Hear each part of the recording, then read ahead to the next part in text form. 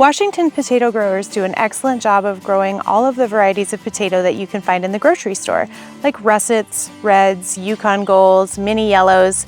But at home, you can grow a specialty potato variety in your own backyard. So this pot has drainage in the bottom. This mix of straw and finished compost will work well because the potatoes will have room to root down. Now, you want to make sure that the potato that you have has sprouts on it when you plant it. For instance, these guys are a great seed potato. They've been cut in half the night before so that the edge seals off.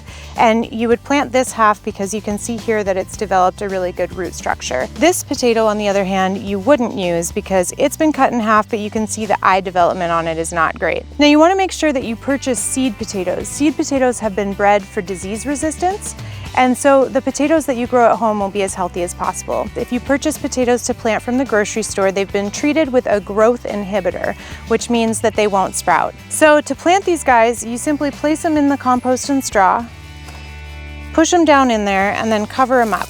During the season, I'll continue to stack compost and straw on here, and then at the end of the season, I'll take this bucket, I'll dump it out when the greens on my potatoes have died back, and then I have a bucket full of potatoes to enjoy.